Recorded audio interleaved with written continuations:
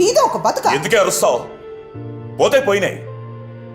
ఇప్పుడు నా ఆస్తి ఎవడెవడు దొబ్బేశాడో ఆడికి ఆడకెళ్ళి ఇచ్చేమని అడుక్కోవాలా? నువ్వు అడుక్కోగానే వాళ్ళు ఇవ్వడానికి నీలాగా చేతగాని వాళ్ళు కాదు. అవునే, నేను చేతకానోడ్నే. నాకేం తెలీదు, తినడం తొంగోవడం తప్ప. అయినా నీ ఆస్తి నేనే అడుక్కోవడం లేదుగా. నాకు తెలుసు నేనేం చేయాలి. మీరేం చెప్పక్కర్లేదు. నువ్వే పోరా పో, మిమ్మల్ని ఇంకెవ్వరు బాగా చేయలేరు.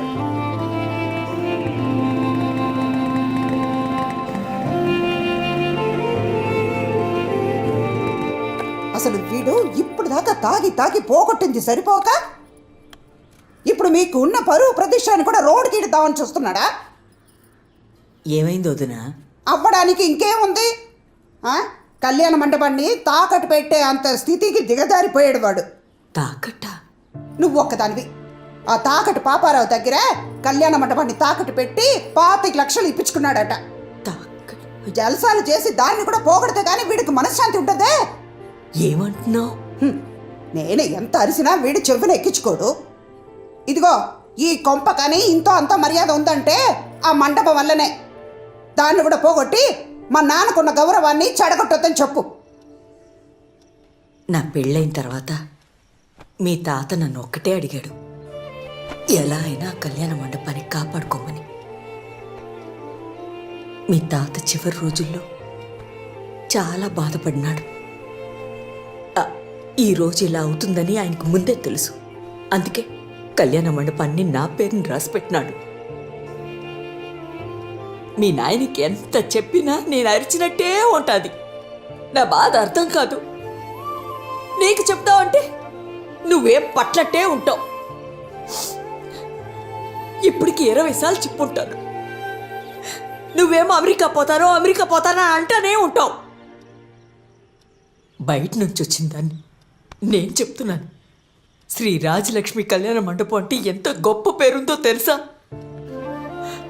నా మాటిన్రా, మీ తాత కోసమైనా నువ్వు ఆ కళ్యాణ మండపాన్ని చూసుకోరా.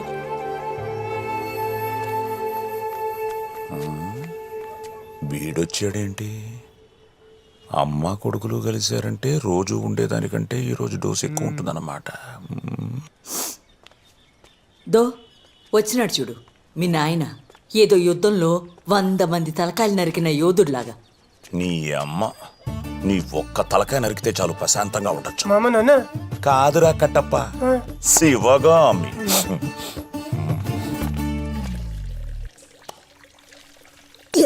ఏరా 2 రోజుల నుంచి ఫోన్ చేస్తున్నాను, ఎత్తవేరా?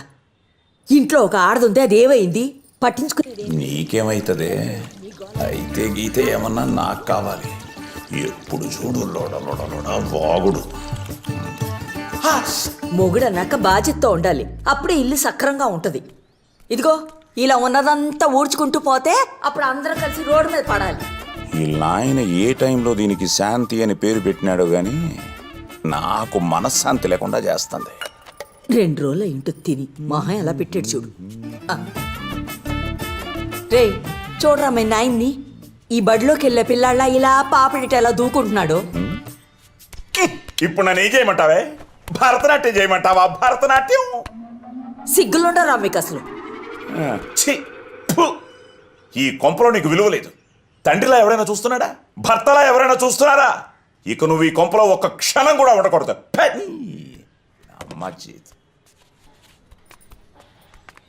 చూడరా మీ బాబు బాదుకోవడం మర్చిపోయాడు. బాదుకో. హ్యాపీ మోహన్ చూడు కోతిలాగా.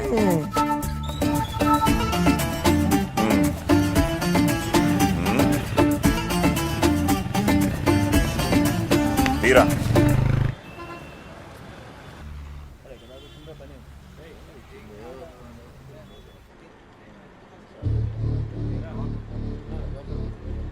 నాకున్న ఒక్క పొలాన్ని నీకు రాసిచ్చి నేను దిద్దుకోలేని తప్పు చేశాను పాపారావు. నన్ను ఇలా మోసం చేయడం తప్పు. నా కూతురు చదువుకు నువ్వు ఇచ్చింది 15 లక్షలు. ఇప్పుడు దాని విలువ 1,50,00,000. విలువదే ఉందిలేమ్మా. ఇప్పుడు నీ ఆఖరి గడువు తేదీ ఇదిగో ఈరోజు. నా డబ్బులు నాకు ఇచ్చేసి ఈ పేపర్లు పట్టుకెళ్ళి. ఎంత ప్రయత్నించినా ముట్టట్లేదు. ఆఖరికి నాకు ఇవ్వాల్సిన వాళ్ళు కూడా ఇవ్వట్లేదు. ఇవ్వద్దని బెదిరిస్తే ఎలా ఇస్తారా? ఆ పొలం ఏదో నువ్వే తాకట్టు పెట్టుకొని నా కూతురు పెళ్లికి అయ్యే డబ్బులైనా ఇవ్వు పాపారావు. నీ కూతురు చదువుకి నేను డబ్బులు ఇచ్చి, దాని పెళ్ళికి నేను డబ్బులు ఇచ్చి, ఎందుకు నువ్వు దాన్ని కనడం?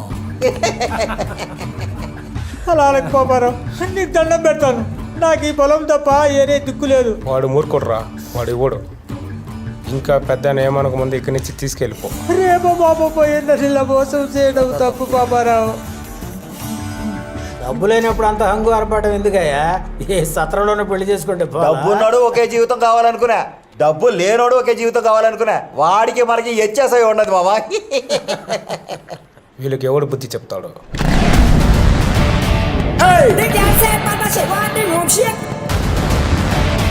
Yeah. She want scream, but I make the neighbors wake.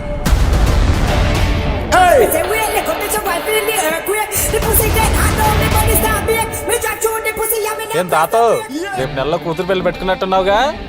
ఇంకేం పెళ్ళిరా, తాకట పవర్తో పెట్టుకున్నాడుగా. ఇంకా పెళ్లి జరిగినట్టే, మనం చూసినట్టే.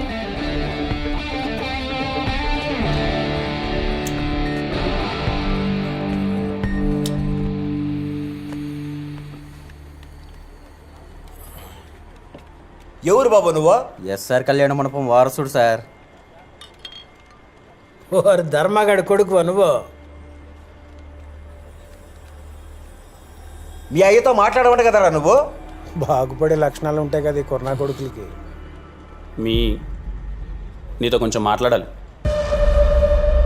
బచ్చా నా కొడుకుతో ఆయన ఏందిరా మాట్లాడేదే? అవును మరి, ఇంకా పలకా బలపం బట్టి రుద్దుకుంటున్నాం. మూతి మీద మీసాలు ఇప్పుడిప్పుడే వస్తున్నట్టున్నాయి. పెద్దలతో ఎట్లా మాట్లాడేది నేర్పించలేదా మీ నాయన? గడ్డాలు నడిచిపోతున్న బుద్ధిరాణాలతో ఇంకెలా మాట్లాడాలి? నీ మోసం నా కళ్యాణ మండపం వరకు వచ్చింది, దాని గురించే మాట్లాడదాని వచ్చా. నాతో మాట్లాడడానికి ఏముందిరా? నీ అయ్యతో మాట్లాడుకో. ఆయనే కదా తాకట్టు పెట్టి డబ్బులు తీసుకుపోయినాడు నా దగ్గర. రాయడానికి ఆయన ఎవరు, రాయించుకోవడానికి నువ్వెవరు? అది మా అమ్మ పేరు మీద ఉంది. అట్టట్టుట్టుట్టుట్టుట్టుట్టు. ఎంత మోసం చేసినారా నన్ను. బాక్సర్ బండ్లో వచ్చి పేపర్లు పెడితే చదవకుండా డబ్బులు ఇచ్చినారా నేను. ఏముందిలేండి సార్, వాళ్ళ నాయనకి 2 పెగ్గులు పోసినట్టు వాళ్ళ అమ్మకు కూడా 2 పెగ్గులు పోస్తే సరిపోద్ది.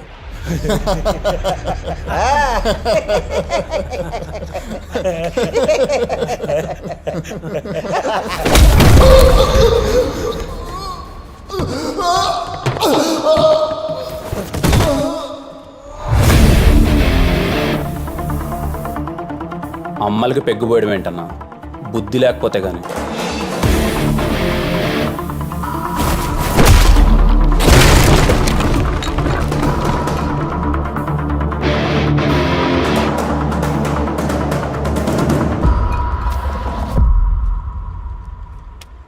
నువ్వు మోసం చేస్తే ఎందుకు చేసావు అని మా నాన్న నేను అడగకపోవచ్చు, కానీ నేను అలా కాదు.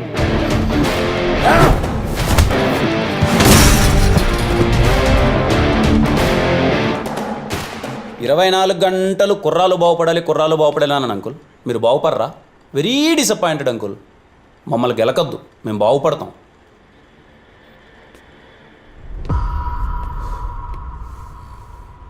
అంకుల్, ఇలా అంటే మీకు వెటకారంగా అనిపించచ్చేమో, నేను మీకు బాగా కావాల్సిన వాడిని అంకుల్.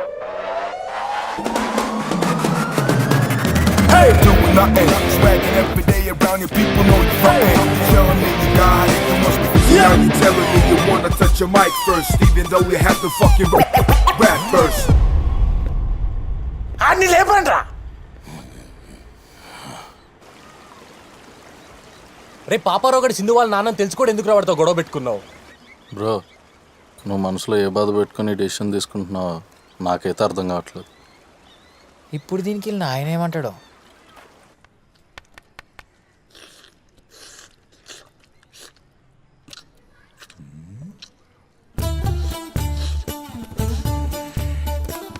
బయట సప్పుడు కోళ్ళు తిని తిని నాటుకోడి దొరకగానే ఎలా సిప్పుతున్నారు చూడు నా కొడుకులు. ఆళ్ళ తిండి మీద పడి ఏడుతావే, నువ్వు తింటావా? నాకొద్దులే, మీ అమ్మ కొడుకులే తినండి.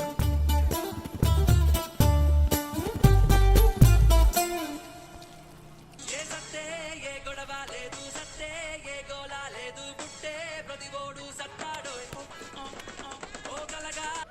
మీ బాబు ఏమైనా టెంపుల్లో ఆడుతున్నాడు బ్రో? హలో సార్ మేము గ్రామీణ బ్యాంక్ నుండి కాల్ చేస్తున్నాం.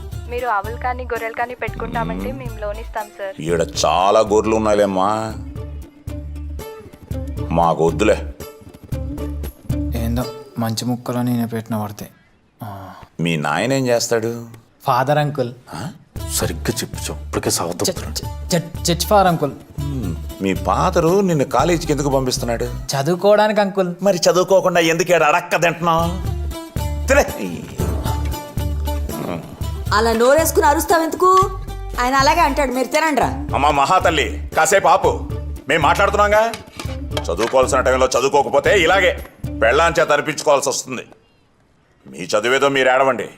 మీరు వచ్చి ఆ కళ్యాణ మండపాన్ని ఉద్ధరించాల్సిన అవసరం ఏం లేదు, అది మేము చూసుకుంటాలే. అలా ఉద్ధరించే ఇక్కడ దాకా తీసుకొచ్చావు. రసం ఏమంటావా? వాడు నెత్తి మీద పోయి. నేను పోస్తానేంట్రా, తిను. మీ అమ్మ కొడుకుల మాటలు తప్ప ప్రపంచంలో ఎవడేం చెప్పినా మీకు నోట్లో పెట్టినట్టు ఉంటుంది. ఏంటి వేపాకే ఇవన్నీ పట్టించుకోకండ్రా, మీరు అనుకున్న పని మాత్రం మీరు చెయ్యండి. మళ్ళీ బొక్క తెరుస్తాం, మెట్టు తెగిపోద్ది. నేను మాట్లాడుతున్నాడుగా పెద్ద మనిషిని. పెద్ద మనిషి చేతి అమ్మ రోజు రోజుకి ఇంట్లో యాలీ లేకుండా పోతుంది. పిల్లల దగ్గర కూడా మర్యాద దక్కట్లా. ఈ కొంపలో ఒక్క క్షణం కూడా ఉండకూడదు. ఎల్లు బాదుకో ఇంకా.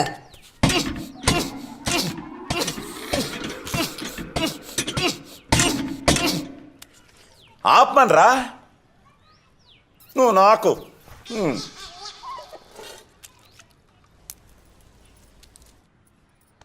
ఒరే అయ్యా, 20 ఏళ్ళ నుంచి నేను చూస్తున్నానురా. నువ్వు మీ తాత కన్నా ముండోడివి. ఏదన్నా అనుకున్నావు అనుకో, ఆ పని అయ్యేదాకా నిద్రపో. ఇదిగో, ఈ రోజు నుంచి ఈ కళ్యాణ మండపం నీది. ఏ అయ్యా?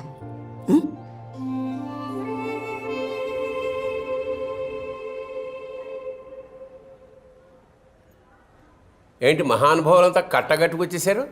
ఏలే సార్, 4-1 ప్రాజెక్ట్ కానీ అందరూ బయటకు వెళ్తున్నారు కదా సార్. మేము కూడా ఇక్కడ ఒక ప్రాజెక్ట్ టేకప్ చేద్దాం అనుకుంటున్నాం సార్.